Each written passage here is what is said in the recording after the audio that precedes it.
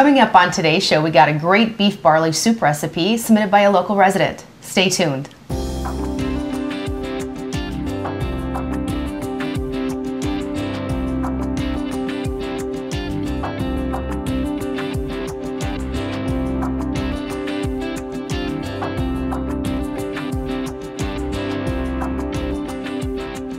Hi, I'm Rhonda Fitterer. And I'm Laverne.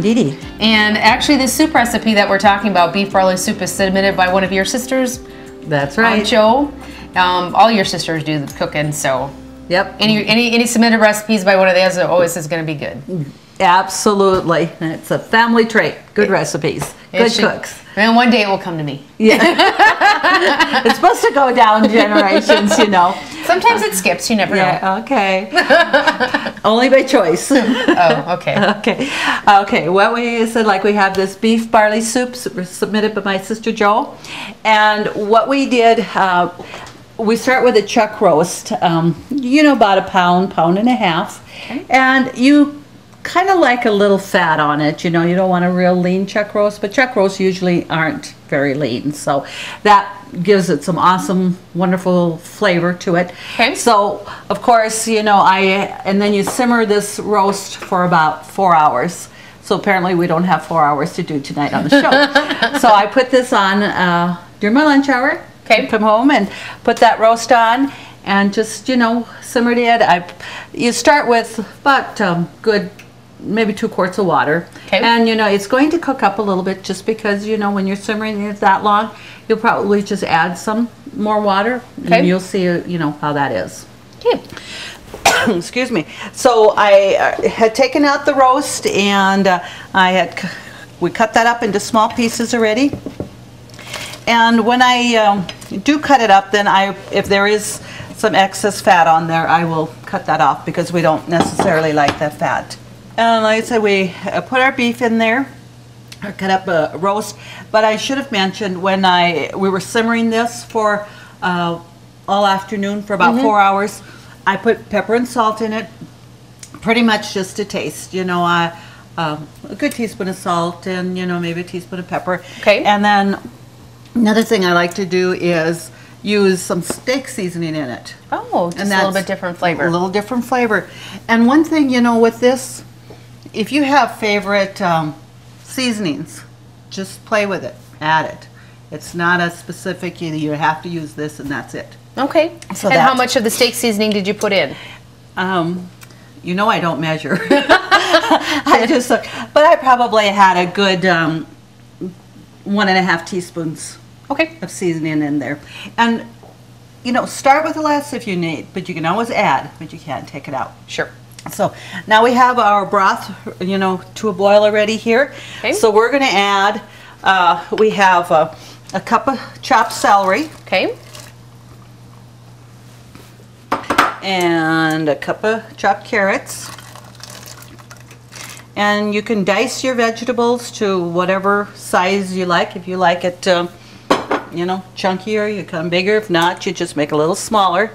And then I cut up 3 medium-sized potatoes. Okay. So I'm going to put that in there. And I chopped about a medium-sized onion, small to medium, whatever. If you like onion, you know, just you know, if it's smaller or if it's larger, I use it all. You're not going to make that much difference. You won't, can't say that, oh, I had too much or not enough.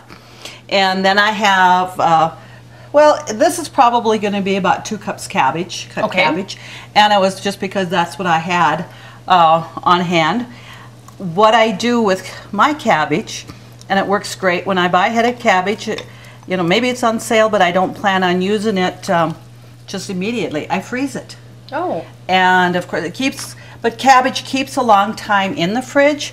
But what's great about freezing it is when you make pigs in the blanket or whatever, and you take it out of the freezer, the cabbage leaves are wilted already, so you don't have to steam them. Oh. And it works out great. And then, you know, in fact, that's what I had done. I had made some pigs in the blanket, and then I had the center, you know, that I didn't need. I froze that, so now I cut that up for my soup. Perfect. It works great, you know. And then, of course, being it's beef barley soup, we can't forget to add our barley. Right. So I'm going to add a good 3/4 cup of barley. Well, it's a full 3/4 cup. Heaping 3/4 cup. That's right, but we really like the barley in that. So now, you know, you have all your ingredients in here, and you just let that cook about an hour is what you know, until all your vegetables are soft, maybe a little less. You can check them. Sure. And, you know, you can see it's going to make a nice size kettle of soup, and you have all that in there. Now that's going to simmer, and we're going to make some apple bars. All right, let's get after it. This is a recipe that I come across. It's out of Taste of Home.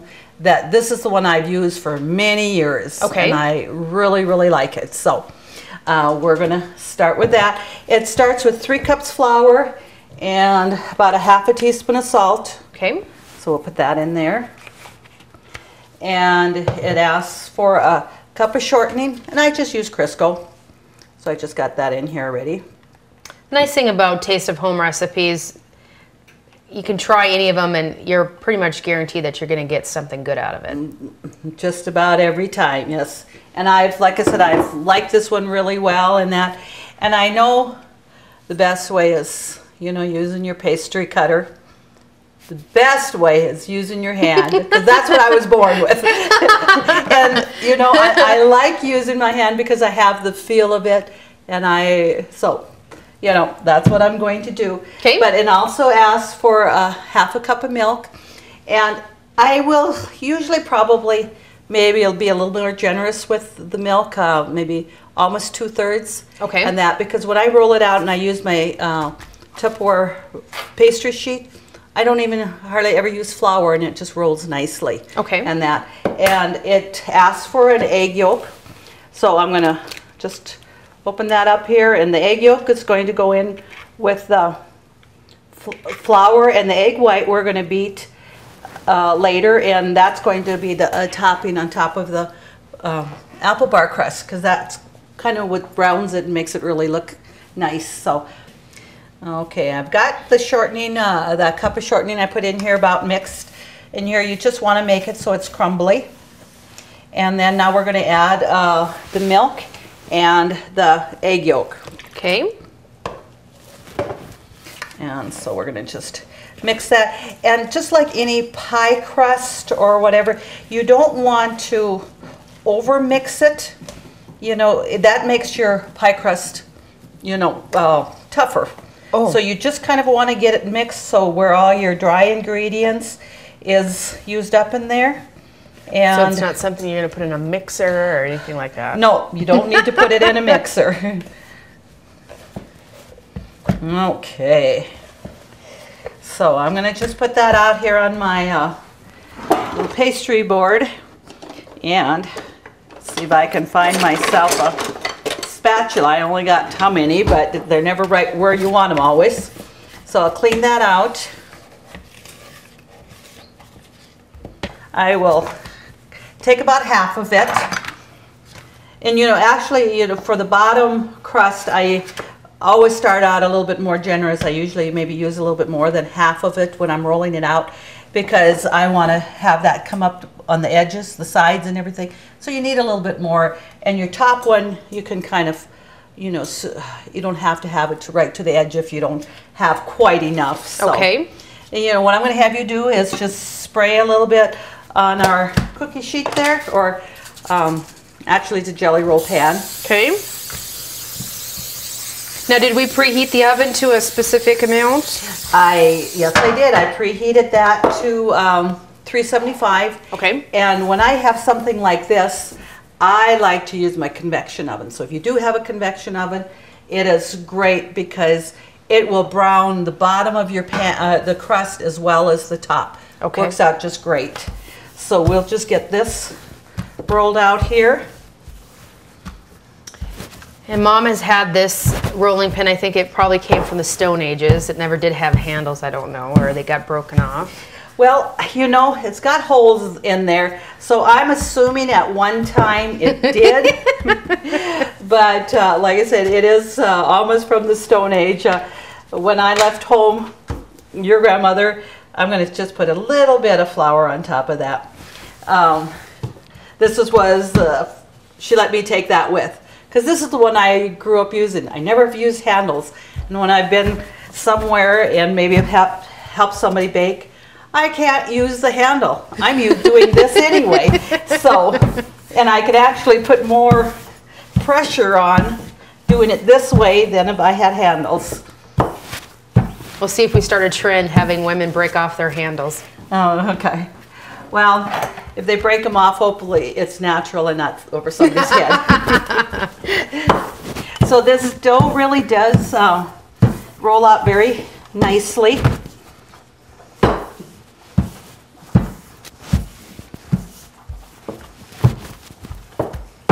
And how thin do you have to get it?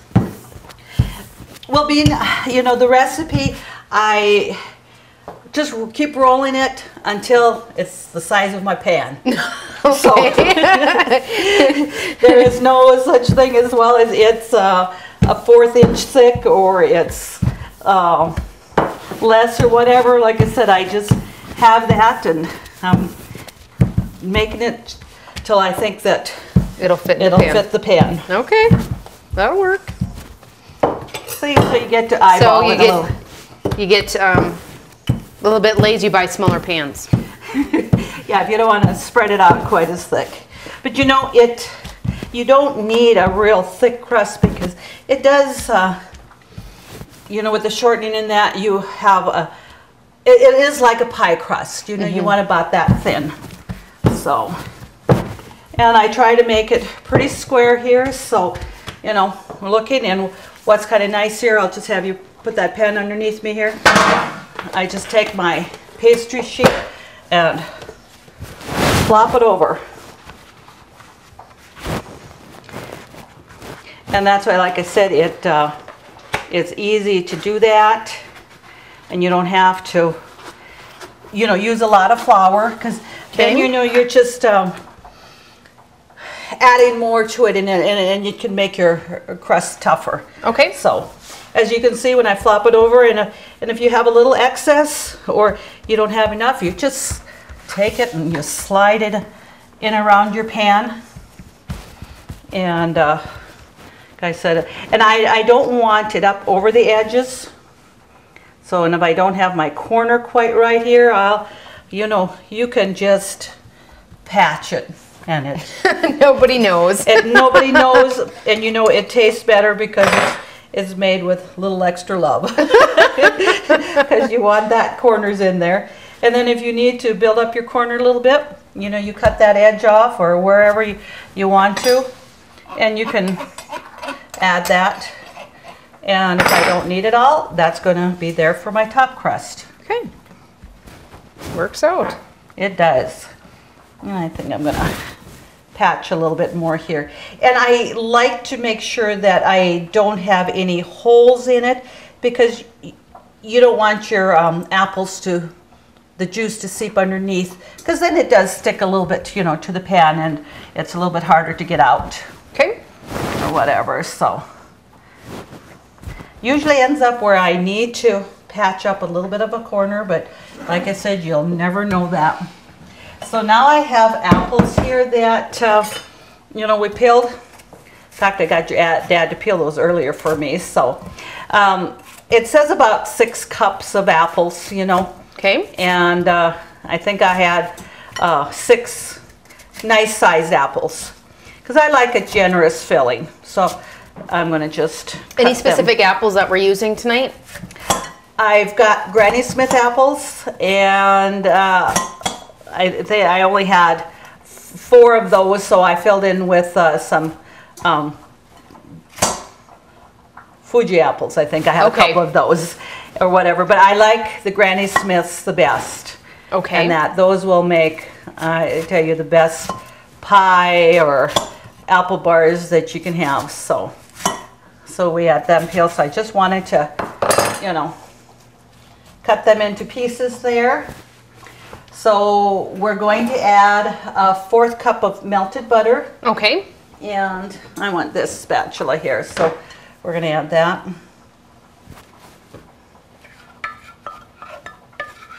You can tell you've made these a couple times. I have. I really have. I hear about this soup really boiling away. I'm going to just turn it down just a little bit.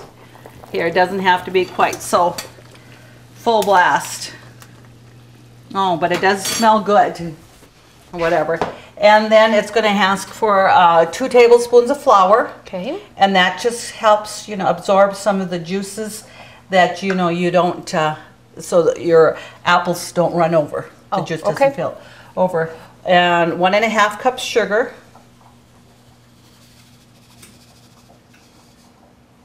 And then it says a teaspoon of cinnamon.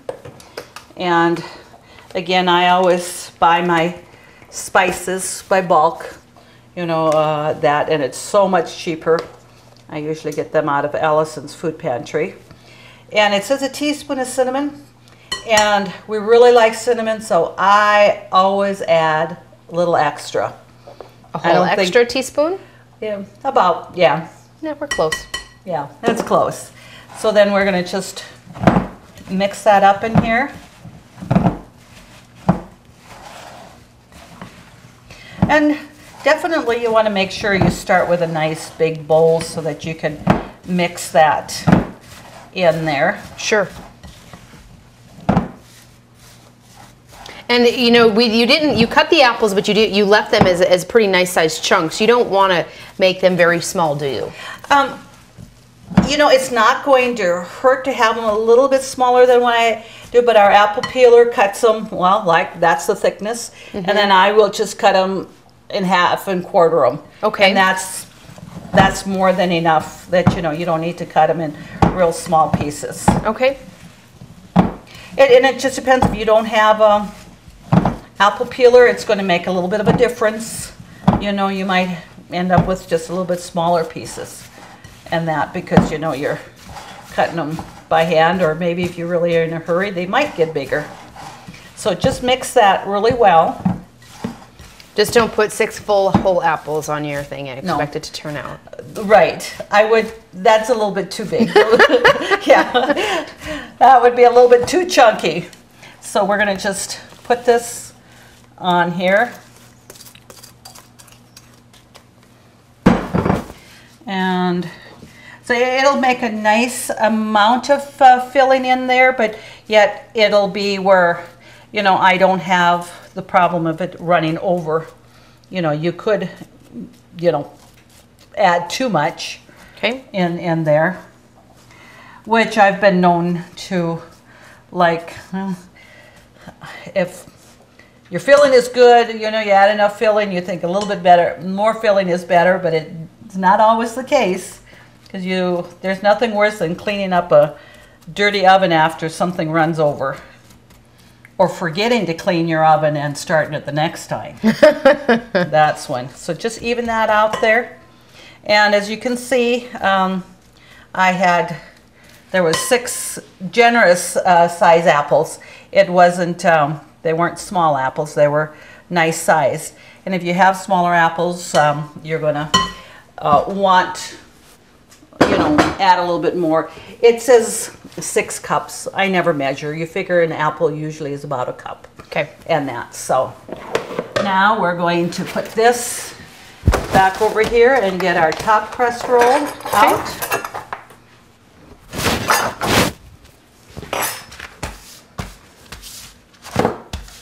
And I really like my pastry sheet.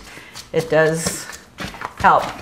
And a lot of time what I do is just because I need it long, I will just kind of shape it a little bit like that so that when I roll it, I have about the length, and then, I just keep working that to make it really thin and reach. Okay. Well, I think we've got our top crust pretty much rolled out here like we need it. And it is a little bit thinner than the bottom. Okay. And that's fine. So I'm going to have you put that underneath there, and I'll just flip that over. And just... So with a pastry sheet like this, you don't really need to flour that one very seldom do I, you know, add extra flour with my pastry sheet. Okay. And then, you know, doing it this way, you just kind of roll that off. You're not trying to pick it up and, you know, and it's breaking into pieces or whatever. It's just nice. You just flip it over. Okay. So I get that down. Now I've seen the basic concept of my pastry sheet. I'll see if Yeah. I can put it to use one day. That's right. See, now when I look at this, you know, I actually have, you know, might be just a smidge over that. Just pull your dough back in. Okay. Just pull your dough in, and you know, because you, like I said, you don't want it lapping over, because then that part will brown, you know, darker than you may want it. Okay. So just pat that down, and up there, got that done. It doesn't take very long. Now the next thing we're going to do, the egg white that we have, we're going to just beat it till it's frothy, and then just put it over there and spread it on there. Just to, it gives a little extra browning agent to your crust. Okay. So we're going to just do that.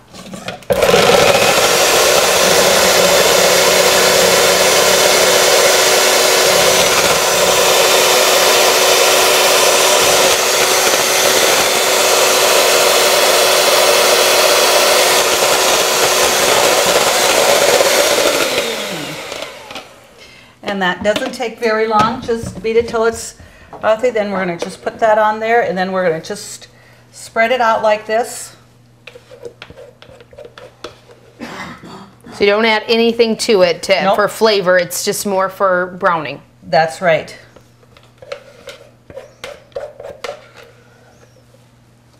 You know, and if I recollect, you know, our last Christmas show, do you have something to tell our viewers?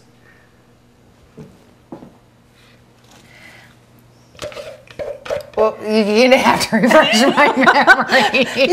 You see, now if I wouldn't have made your divinity, you would have forgot that's it right. anyway. Right. See? Yes, I gave you such a bad time about not making my favorite that yes, I did get my divinity for my Christmas treat. I got my own special tin, you know, to Rhonda from Mom, so that she didn't forget about me. So she did slave away and make my favorite candy. Yeah. But those peanut butter balls are right up there. I really like those. They went over very well, didn't they? They did. So now we're going to just put that in the oven, and we're going to, like I said, I preheated the oven at 375, and it takes about 45 to 50 minutes for this. So Okay. when that's done, our soup is going to be done, and we're going to have a nice tasty little meal here. Yes, we are. Okay, but I need to set the timer so I don't forget. And you know, I will, you know, I guess I usually do go the full 50 minutes. I like to make sure that the crust is, you know, brown and it's never too much. So Okay. so we got that going, and so now we can just sit back and relax for a little bit while this is cooking up for us and be ready to go. Sounds good. Okay, I see our apple bars are just about done. Okay. And we're going to just to make a little light frosting on top Okay. of it. So it says about a half a cup of powdered sugar, but you know, that's a pretty big pan. I usually use a cup of powdered sugar because, you know, once you put your liquid in there, there's not a lot in there. So, and I'm going to add a little bit of vanilla to my powdered sugar here. Okay. Whoops, a little bit. Looks like it. I poured out quite a bit here. About a teaspoon. And you got to be really careful with adding your milk because it takes very little milk. You can't, you think, oh, that's a cup. I must need maybe a fourth or a third cup of liquid. You don't. You just start with a couple of teaspoons or tablespoons here. And here, my oven's going off already for my apple bars. Let's go see what we have. There we go. Let's just pull that out. Oh, they look nice and brown. Let's look. Oh yeah. They look good. So it doesn't, you know, take long, and then like said with the egg white on top of it, how, you know, it just makes it so nice and brown. Definitely. So let's just get this mixed up. And, you know, just stir a little bit. You can always add a little bit more. Okay. And this here frosting, we want fairly thin because, Okay. you know, we want to drizzle it more than, you know, we're not going to frost it.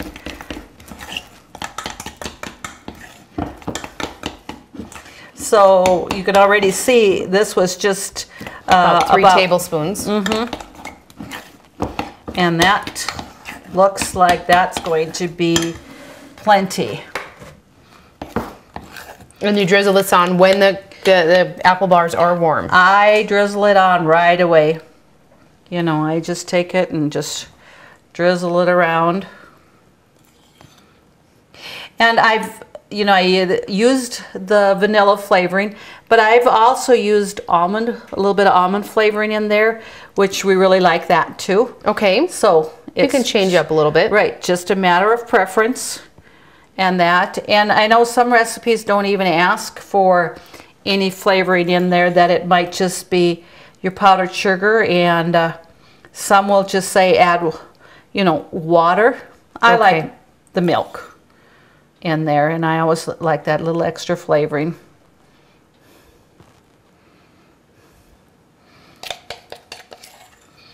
And like I say, this was a cup of powdered sugar versus, you know, the recipe says a half a cup, and I don't know, we just like a little bit more on there. So, and really when you're looking at it, it's not so overly, I mean, a lot of drizzle on it, to put it that way.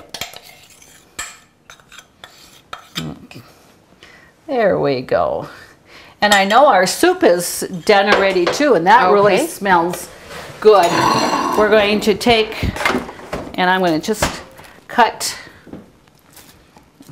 you know, here just to show. But be careful, don't burn yourself. Better use a pot holder. Oh, they smell just wonderful. Okay, I should have something on there. Yes, there. And I would just, you know, even like to show you the bottom crust of this here. You know how nice and brown that is. Yes. It's not going to be a soggy crust, and that's just good. And now is that, I mean, that's a combination of using a darker pan and a convection bake oven, correct? Yes, yes. I do like, you know, the dark pan, and that does, you know, brown better. Okay. Whatever, so we're featuring those. And let's just go see, well, how about our soup? Oh, can't wait to dig in on this. And that looks nice and soft. And, you know, it's a lot of nice broth in there, but you know, you got good substance to your soup. And that barley just cooks up, and you got potatoes again in there, carrots, celery. Yeah, everything good in there. Very much so. And I was just noticing on the box, it says helps reduce cholesterol, your barley. So, so that really makes it a very good healthy soup. Well, definitely. Well, I don't think there's anything better than in the wintertime when it's cold outside. You look outside, you don't want to go out, to have something warm, hot, filling. Absolutely. Soup. You go out and have a bowl of soup, then you don't have any for lunch tomorrow. Yeah. So this way we're going to have a little bit of extra soup for our lunches for a couple of days. That's right. And it actually is a pretty good, you know, when you're trying to watch your weight, soup is excellent. It is, you know, and you got all your good vegetables in there and everything. So, and with this here, you can add any seasoning you like to add, pepper, whatever. I'm going to show you a seasoning that my sister Jo, you know, and I didn't ever try that. She's used this for years. It's called Cavendier's All-Purpose Greek Seasoning. Oh, okay. It's wonderful in soups. I love it. Oh. And it's it says good for roast, fish, poultry, chicken, you know, whatever. Pretty much anything. Anything. So it's kind of an interesting seasoning, and it's very good. So you might want to try that. Very nice. Well, to get these recipes, and thank you again, Aunt Jo, for submitting your beef barley recipe here for soup. To get these recipes, just go to our website, www.ctctel.com. And as always, thank you to the Worth Shop for being our sponsor. Thank you again for joining us. Have a great night.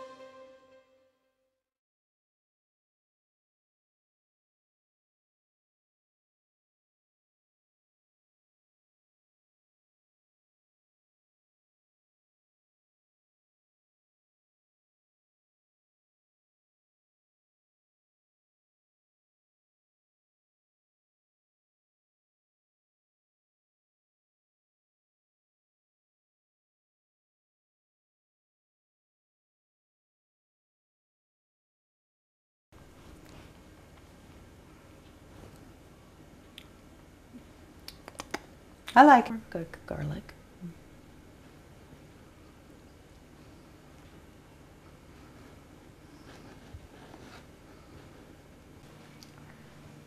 Coming up next, we have a different take on cheeseburger in a soup. Stay tuned. Hi, I'm Rhonda Fitterer. And I'm Laverne Dede. And we got some cheeseburgers